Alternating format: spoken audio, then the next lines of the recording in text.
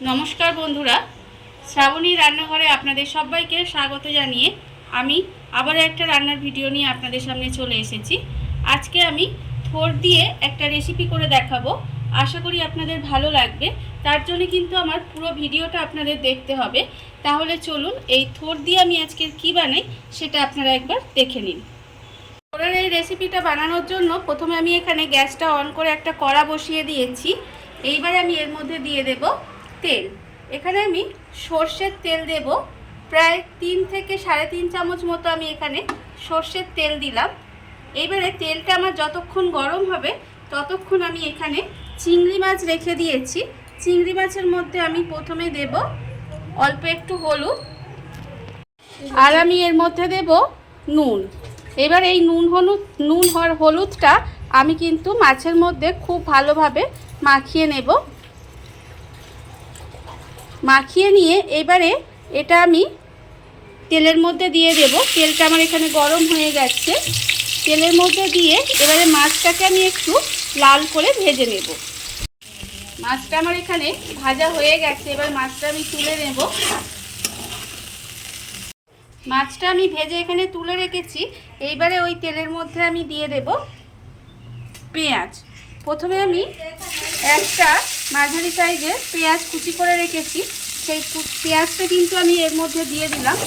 দিয়ে এবারে পেঁয়াজটাকে একটু লাল করে ভেজে নেব। পেঁয়াজটা আমার এখানে লাল করে ভাজা হয়ে গেছে। এইবারে আমি এর মধ্যে দিয়ে দেব আলু।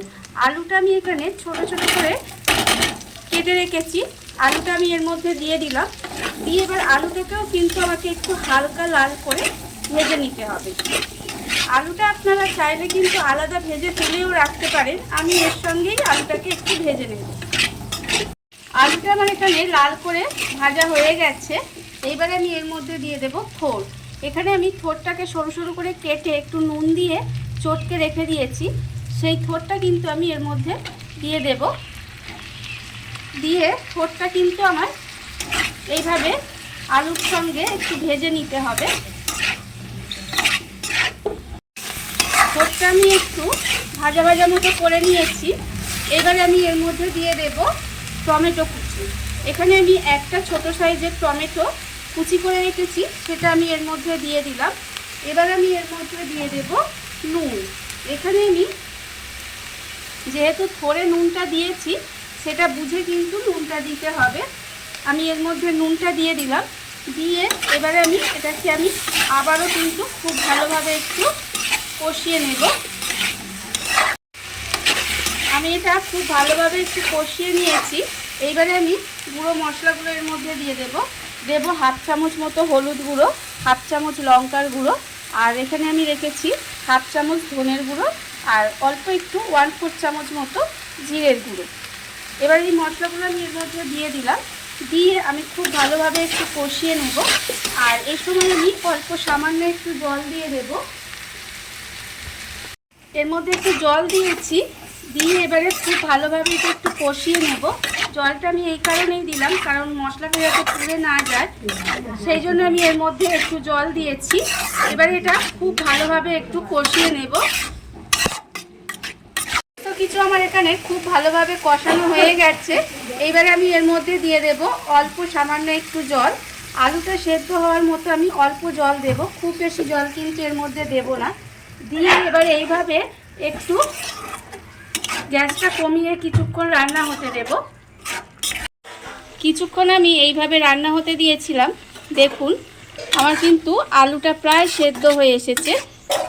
ঠিক 80% আলুটা সেদ্ধ হয়ে যাবে, সেই সময় কিন্তু আমি দিয়ে দেব এর মধ্যে যে চিংড়ি মাছটা আমি ভেজে রেখে দিয়েছিলাম, সেই ভাজা চিংড়ি মাছটা আমি এর মধ্যে দিয়ে দিলাম।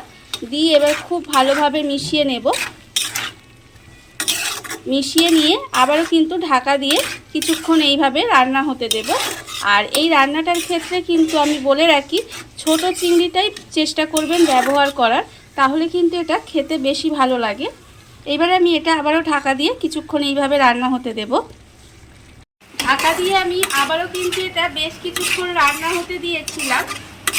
এইবারে আমি এর মধ্যে দিয়ে দেব স্বাদের ব্যালেন্সের জন্য অল্প সামান্য একটু চিনি, আর দেব আমি 2টো চেরা কাঁচা লঙ্কা দিয়ে আবারও কিন্তু এটা খুব ভালোভাবে রান্না করে নেব।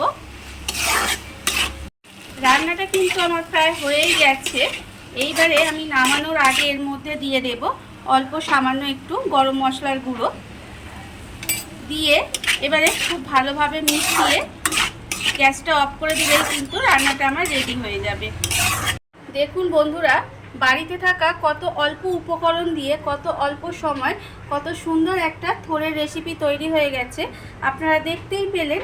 আর এই ভিডিওটা যদি আপনাদের ভালো লেগে থাকে, আপনারা যদি ফেসবুক থেকে দেখে থাকেন পেজটি ফলো করে দেওয়ার অনুরোধ রইল, আর যদি ইউটিউব থেকে দেখে থাকেন চ্যানেলটি সাবস্ক্রাইব করে নেওয়ার অনুরোধ রইল। তাহলে চলুন ভিডিওটা আমি আজকে এখানেই শেষ করছি। আপনারা সবাই ভালো থাকবেন, সুস্থ থাকবেন। আবারও হাজির হব নতুন কোনো রান্না নিয়ে।